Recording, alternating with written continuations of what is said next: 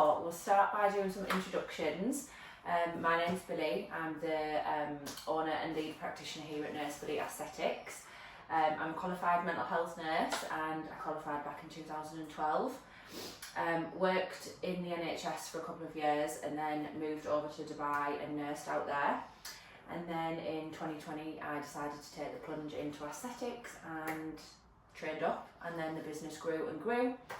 Started off in my spare room at home, and then as the business grew I moved on to renting a room, and then I decided to open the clinic in 2024 just so I can expand and offer training. And yeah, that's a little bit about me. In clinic I offer advanced aesthetic treatments, so predominantly botulinum toxin, dermal filler, skin rejuvenation, laser hair removal, and hopefully we'll expand further into more treatments down the line. So do you want to just give us a little bit of an introduction on yourself and yeah? Yeah, my name's Emily and I'm an aesthetics practitioner. I've been practicing for a year now. Okay. And although I do offer anti-wrinkle treatments, I would like to further my knowledge and get some more training. Okay, in so different areas. So have you done any brow lifts? I haven't, no. No, right, okay. So before we get into the theory aspect of the training, I'll just go through a little bit of health and safety. So there is no planned fire alarms today, so if we do hear a fire alarm we need to treat that as a genuine fire alarm. So the fire exit is through the main door, so we will exit through the corridor, out the main door, and then congregate in the car park near Cafe Bella. The toilets are just in the next room, so if you do need a toilet break, just let me know. So you just turn right and the toilets are there. And then I will just ask that your phone is on silent. Obviously if you do need to take any calls, that's absolutely fine. Just obviously we want to try and keep focused on the teaching and not hear WhatsApp dings throughout. Yeah. Alright, so let's get started. So today's objectives, this is all as per your printouts there. So today's objectives are obviously brow lifting with botulinum toxin. We're going to have a quick review of the botulinum toxin brands. We will review the anatomy of the brow, how the muscle groups work together, who's suitable for a brow lift, and the injection techniques. Mm-hmm. Yeah. So brow lifting with Botox is a very, very popular treatment. In my own personal clinic, I would say 99% of clients do request a brow lift. Obviously this is a really popular non-surgical option to achieving a more youthful appearance. Most clients do just want a nice subtle lift to open up the eyes, but as well as that they also want to smooth out the forehead wrinkles as well. And we will discuss kind of balancing both areas a little bit further down into the training. Okay, so why is it popular? So it's non-invasive, there's no surgery, meaning no downtime or long recovery periods. It's a relatively quick procedure. Well, it's a very quick procedure, it only takes a few minutes to administer. And a good positive about it is that it's temporary and adjustable. So it does only last 3 to 4 months, allowing for refinements if needed. Okay, so how does it work? So Botox is injected into a specific brow depressor muscle, which we'll discuss shortly. So what happens is it relaxes the downward pull of the muscle. Right. Okay, so let's move on to the anatomy of the brow. So we're going to review all the connecting muscles and how they work together. Yeah. So you will know this, the frontalis muscle is the forehead muscle. I'll get my little diagram here. So this is the frontalis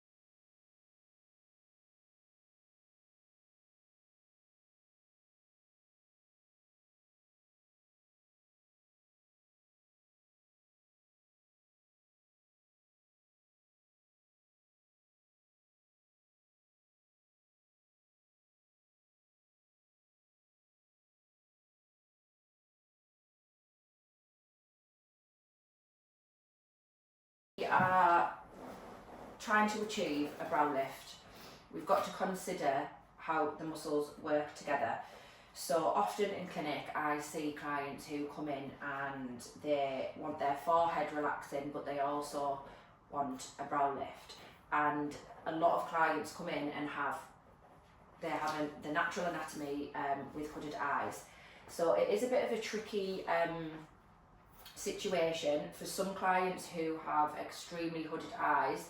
I will show some diagrams later and go through the examples. But for some clients who have extreme hooded eyes, it might be best to completely avoid the frontalis muscle. Right. And so the balance between the brow elevators and brow depressors determines the overall position and shape of the eyebrows. So here is how they interact. So we've got the brow elevators, which is the frontalis muscle, the primary elevator responsible for raising of the eyebrows and creating forehead wrinkles. So would you avoid doing the forehead when doing the brow lift? For some clients, yes. Others, it is still possible. It's just about really assessing the client. Some clients have extremely hooded eyes, so there has been some clients that I've advised to avoid the frontalis completely. Right. There is various different injection techniques that you can use to really minimise the risk. So we will discuss that later, but we would be injecting very high on the frontalis muscle, avoiding the drop zone or the danger zone, which again I'll go through a little bit later. It's definitely possible. You'll probably find when you're in practice, clients will have had experiences with anti-wrinkle in the frontalis muscle and they've felt heavy even when it's very, very high. Right. So it's just about doing a thorough consultation with your client prior to any injecting. Yeah. But it is definitely possible. Okay, so moving on to the depressor muscles, we've got the ubiquitous oculi, which is the eye muscle. The lateral portion pulls downward, and this can contribute to hooding. And then we've got the corrugators, which pulls the brows down and in, creating the vertical frown lines. And then we've got the procerus here, which lowers the central brow, contributing to the horizontal lines, or the 11s as well, right, of the nose. Okay, so injection techniques. So for brow shaping, we've got the lateral brow lift. We want to target the lateral edge of the ubiquitous oculi. This is going to give a really nice subtle lift to the brows, creating more of an opened eye appearance. Then we've got the medial brow lift as well, so we would be targeting the procerus and the corrugators. This is going to really soften any kind of heaviness here and any potential hooding in the medial aspect of the glabella complex. And then for a full brow lift, we would target the procerus, the corrugators and the ubiquitous oculi, which generally speaking is the approach you're going to take with the majority of your clients. So that's the main technique you use? Yeah, so we'll be treating the glabella complex and the actual ubiquitous oculi as well. So it's really important when we are injecting to make sure our injection placement is spot on. Obviously, as we know, there is the risk of ptosis and the risk of migration of Botox if it's injected into the wrong muscle. So let's have a quick look at suitable candidates, and then I'm going to just show you a few different injection techniques, injection patterns using different units of Botox. Right. So suitable candidates. So somebody who's got mild to moderate eyelid sagging or hooded eyes. So you can see here, this lady here, she's got, I would say, very mild hooded eyes. She would be a really good candidate. This client here does have quite strong hooded eyes there. Now, she would still be suitable. Whether she's going to get the results that she expects is, it's trial and error, and I'm always very clear with my clients. we can try. I can't guarantee you're going to get the results that you would like. Yeah. So it's always just about managing expectations. So any client who has early signs of ageing, they want to soften the frown lines, lift the brows, perfect candidate. It's really important that clients have a good skin elasticity as well. Right. Okay. Obviously, we do see clients who are, older, who maybe have not started anti-wrinkle treatments until a little bit further down the line. Again, their results may not be as good as somebody who is a little bit younger. Yeah. Okay, so if there's any clients who have neuromuscular disorders or allergies to botulinum toxin, obviously we know that they're not a suitable candidate. Sorry. Right, so let me just open up something just to show you. Yeah, right, okay, so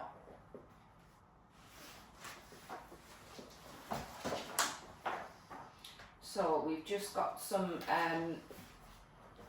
diagrams here of different injection points. So here we've got the glabella complex. Now I always start in the glabella region.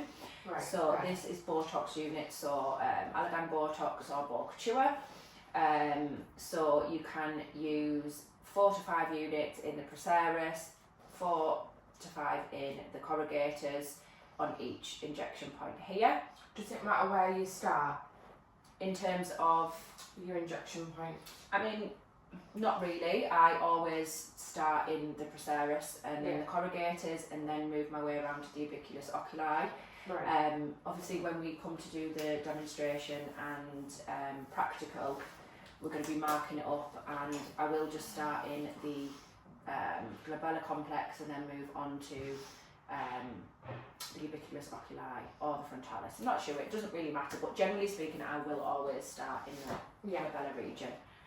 Okay, so this is just a few examples of potential different anatomies. Now personally, I think we would be risking a ptosis here if we were doing an injection point this laterally. So I wouldn't advise going that wide, but again, every person's anatomy is the same but slightly different, so it's about assessing, asking the client to contract and make expressions so that we can see exactly where the muscles pull.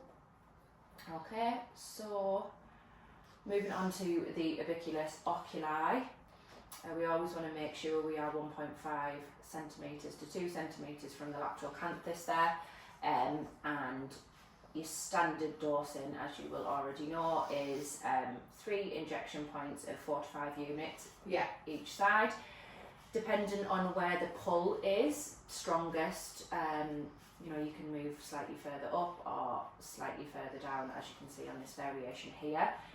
Now obviously if we are doing a brow lift, we are going to be wanting to inject just laterally on the obiculus oculi. So generally speaking, you are going to be injecting quite high there anyway. Just some more variations there, different units. So we've got 2 units here. That this is going to be a very soft relaxation. This would be suitable for somebody who maybe doesn't have much creasing at the crow's feet. So as you can see, there's just different units there. Will you email me this over? Yeah, of course, yeah. Okay, so we've reviewed the obiculus oculi standard treatment doses. Looking at the brow lift and injection techniques, so we've got the obiculus oculi here. To do the full brow lift, which I would say is the most common, we're going to be treating the glabella region first. So we're going to be injecting our 5 units into the procerus, then 5 units into the corrugators. One thing I do see in practice quite often is when clients are, injectors are treating the glabella, they're actually very, very high up and treating the corrugators up here, which is really risking a ptosis or a heaviness, because actually the corrugators are quite low, and So please be mindful when you are treating the procerus and the corrugators that you are in the central aspect of the muscle and not too far up, because you will end up with complications otherwise. Right, okay. Okay, so we've got our glabella region, and then we're going to do our standard dose on the crow's feet. Now what I will say is not everybody likes to have the crow's feet treated even with a brow lift. Some people don't like the finish and how they feel bunched up sometimes. It is quite rare, but I think our model who is coming in today, she doesn't actually have her crow's feet treated. We do always do a brow lift for her without doing the crow's feet. So that's just something to be mindful of, and be aware that you can treat, you can do a brow lift without treating the crow's feet. Yeah. Okay, so for the brow lift, we want to stay quite lateral, so we need to identify where the arch is, which I'm just going to do a guesstimate is here. Obviously you can generally see that on your clients when they're in person. So we want to, I'll just make that across so we know that that's the arch. We want to be just under the brows, just very, very superficially into the muscle. How many units would you use there? So around 2 to 2.5. So I'll put 2.5, 2.5. I can't write backwards, but you get the gist. So sometimes you can go a third there as well, just to bring the tail of the brow up. Right, okay. So we want to start from the arch and work our way laterally to the edge of the brow. So Why is that important? Just because we want to focus on this aspect of the obiculus oculi. So as we know, when we are using botulinum toxin, we're relaxing the muscle, and with the muscles being depressors, the obiculus oculi is a depressor muscle. We want to relax that mechanism, so we want to stop that downward pull. So by relaxing 1, 2, 3, you're gonna get that lifting effect. Right, okay. Now we need to also review the frontalis muscle, because this is really, really important when considering a brow lift. So as you can see here, if I can zoom in, why won't it let me zoom in? Let me try it like this.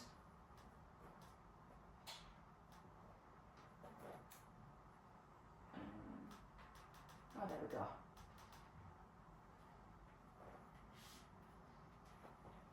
So as you can see on diagram 1, we've got the frontalis muscle here, and we've got the drop zone. So we know, I'm sure you're fully aware of the danger zone from your previous training. I always measure the drop zone 2 fingers above the brow. So I like to stay 2 fingers above every single client's brows to avoid any heaviness. And I do advise my clients that if there is still too much of a pull on the brows and the lower part of the frontalis, at the review we can soften that ever so slightly. Yeah. But when we are first treating, we need to be very, very careful not to over treat and move into the drop zone. And we completely want to avoid the drop zone, particularly if we are doing a brow lift. So as you can see here, we've got this triangle coming from the mid-pupillary line up vertically, and then slightly over. This is your lifting zone. So for clients who want that brow lifting technique, effect, we want to avoid this part of the brow. Right. So from the lateral canthus up to the for the very highest point of the forehead, we want to avoid any injections in the frontalis muscle. Okay, so is that clear for you there? Yeah. Okay, so if we were brow lifting on this client here, we would be looking to do 2.5, 2.5, 2.5. and then crow's feet if the client was wanting Yeah. to have the crow's feet treated. I always advise my clients that doing the full obiculus oculi, or the lateral aspect of it, is going to give them the best result for a brow lift. Yeah. So yeah, that's always good to be mindful of. So obviously we know foreheads are very, very variable in terms of presentation. Some people have a low pull, some people have a high pull.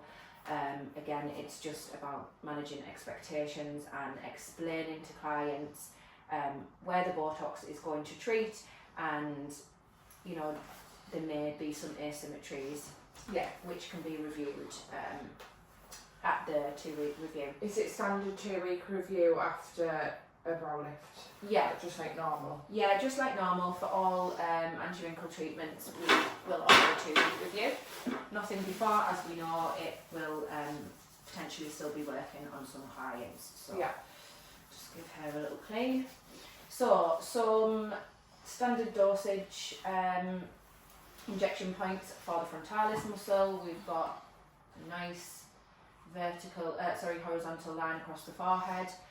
Obviously, you will be assessing your clients to see where their pull is. Some people have kind of a zigzag, as you will know from your experience. Some people are very horizontal, straight across.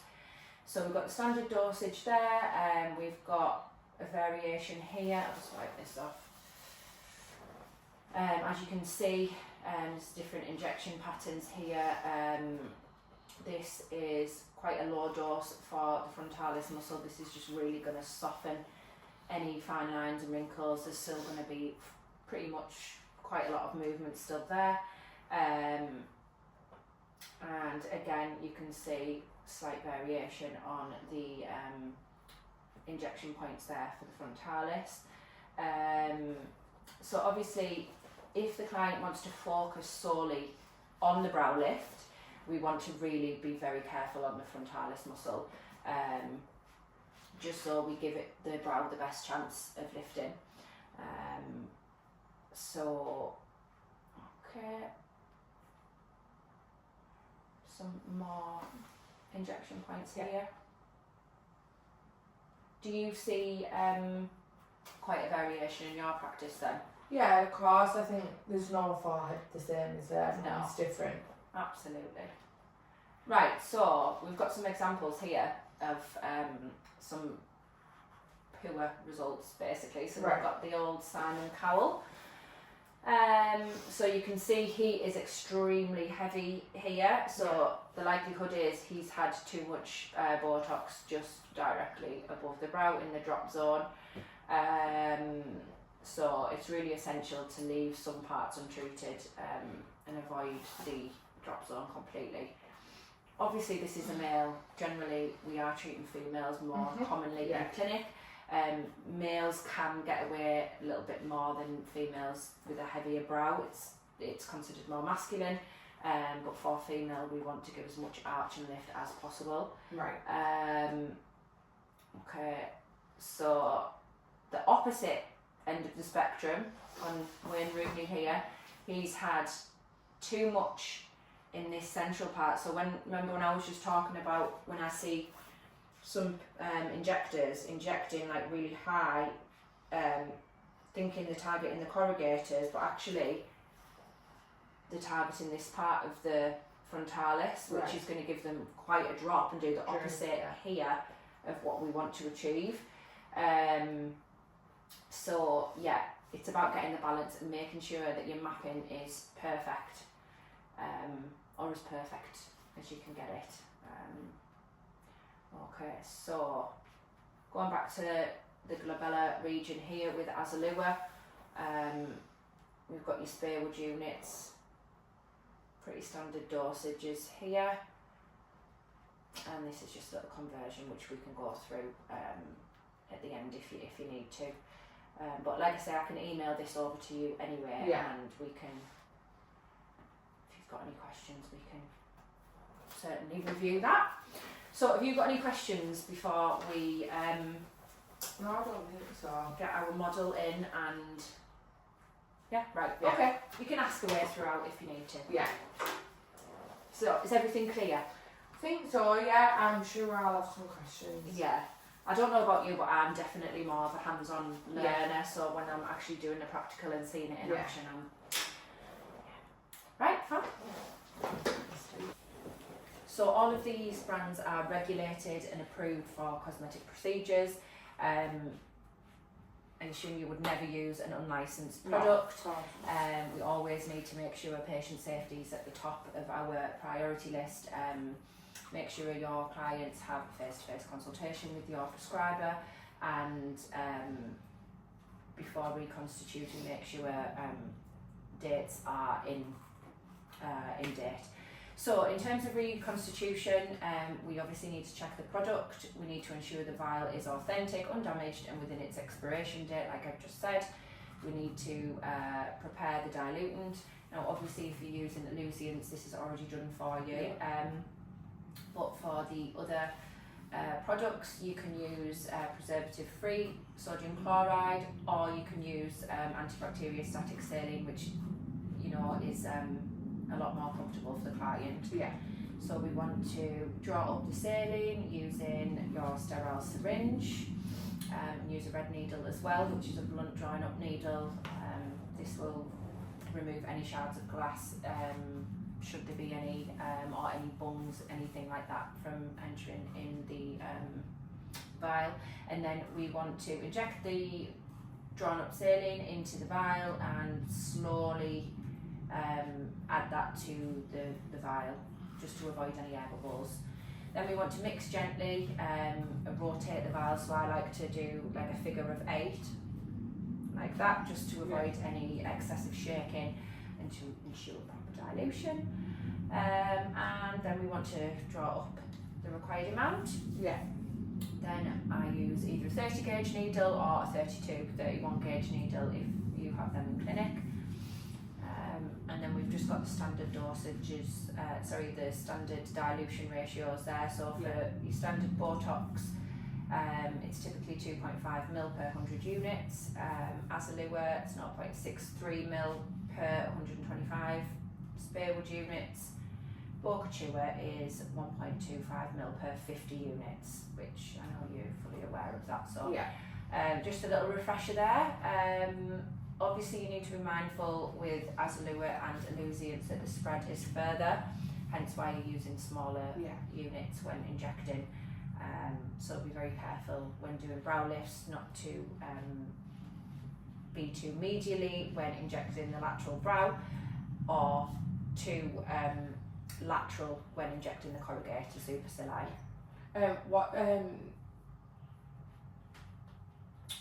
What pharmacies do you use? What suppliers? Okay, so generally I'll order from Fox Pharmacy, Acre Pharmacy. I think those two are my main. Thinking, is there another one? Oh, and Aesthetica Solutions as well. My prescriber is linked up with all of those pharmacies, and I just find the delivery and everything's really good. So, and generally they always have like good stock levels as well. Yeah. I don't know whether you were practicing at the time, but Azalua did go out of stock for a good couple of months, which was quite stressful for a lot of people. I mean, I was fine at the time because I used Boca, but yeah, it is quite rare that they go out of stock because there's such a high demand. But right, okay. Any other questions? No, I think that's everything. Okay. Right, so we're just now going to reconstitute our product, ready for Meg coming in, so I'll let you do that. You just want to draw the full amount up. I use eluciants majority of the time in clinic. It is a little bit skinny because it comes pre-mixed with normal saline. Right. But in my opinion, it's the most longer lasting, effective botulinum toxin that's available. Since I made the switch from Boca, my clients much prefer it. Right, okay.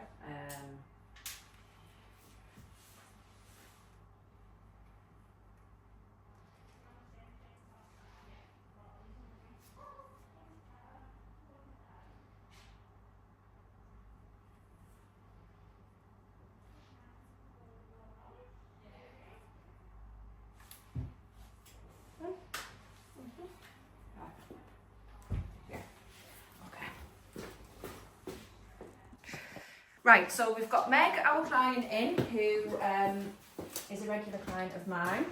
We've done the consultation process and we're fitting well. We've got no allergies, no health conditions. Nope. Okay, so just get you into position. Make sure, yeah. Right, so let me just get a new cloth. So we're going to start by cleaning the numbing off, prepping the skin, and then we're going to mark up.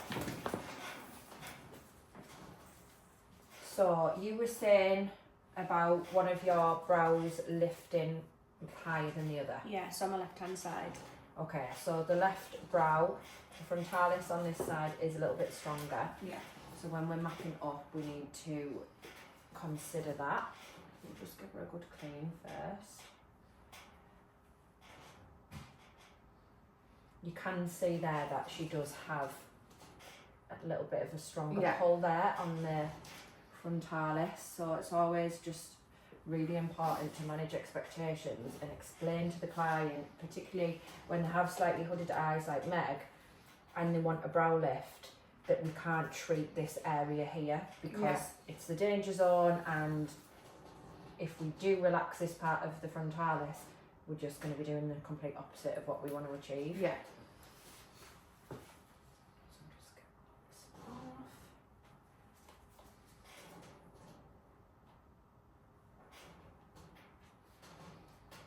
Right, let's get you marked up. Get some fresh gauze. So we want to start in the frown. So can you do a big strong frown so we can see exactly where the procerus is there? Yeah. And the corrugator here. You can see there when she's frowning, you can see, I mean, I know you know this, but you can see exactly where the brow is, the corrugator is. A little bit stronger on this side. So we've got our markings for the... And you're just going to use the standard geometrics there? Yeah. And then do a nice big raise for me.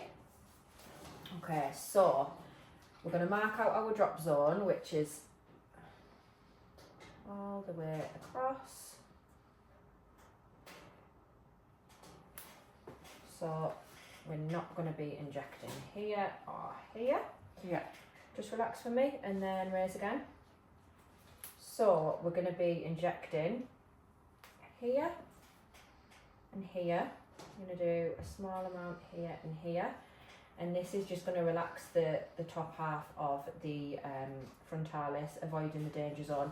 Now she does still have quite a lot of movement, quite low in that danger zone there, but what we will do at the 2-week review is we will potentially soften it ever so slightly. So we'll treat the top half of the frontalis, and then we will, at the review, potentially do like 1 unit here and 1 unit here. Right. We'll see how much her forehead relaxes. Generally speaking, you're okay, aren't you? You don't need to have a top up or anything like that. But because this side is pulling ever so slightly, I am actually just going to go ever so slightly more lateral, just on this side, so that we can try and resolve that little bit of excessive pull without going into the danger zone there. Yeah. So when you have your brow lift, you prefer it, you basically want it like this, don't you? Yeah, I want it lifted a bit more there. So like as open as possible. So just turn your head slightly. We're gonna do a little injection here and here and here. We're going to start very low. We're going to only inject like 1 unit here because I don't want it to spread too far, and then we'll do the standard 2.5, 2.5, same on this side. So we're going to go here, here and here. Now Meg doesn't have her crow's feet treated, like I was saying to you during the theory. She doesn't like the end result when she has a crow's feet treated. I think she got a bit of a wonky eye before. So yeah, we're just going to focus on the lateral obliculus oculi at the top and those areas. Right, are you ready? Yes. Would you like the squeezy balls? Yes, please. Where are they? Right, so I'm going to do one side and then you can do the second side, okay?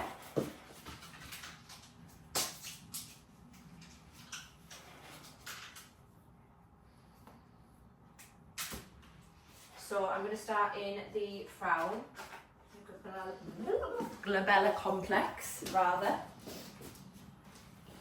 Right, are you ready? Yeah. Okay.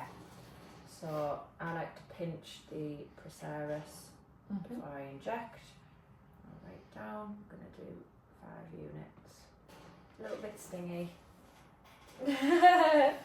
You're very sensitive, aren't you, Meg? I am. Right, then I'm going to pinch corrugator. Another 5 and another 5. Steve. Wow. Doing very bad. Right, same on this side. Yeah.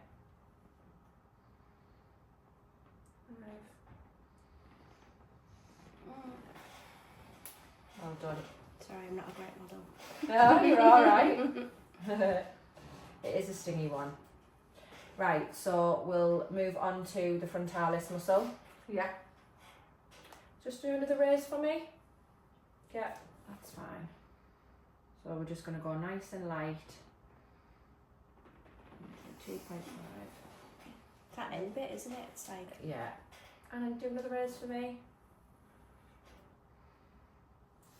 Sorry, hon. I'm trying to swear. It's alright. Well done. And again, yeah, a bit further over. Right, we've just got the brow lift now. Yeah. So I'm going to do this side, and then you can do this side, okay? So I'm going to start at the lateral edge, bevel up, very superficial. Yeah. Same again. I'm just going to do it so you need a little one unit there. Yeah. We're nearly done, just one more side to go. It's worth it, isn't it? Right, so if you're going to come and get your... Yeah.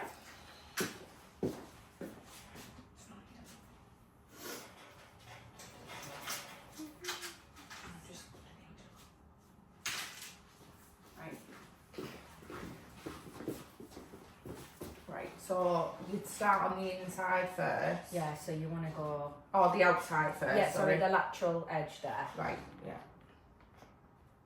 Ready? Are you ready? Yeah. And again. And then just a little bit there.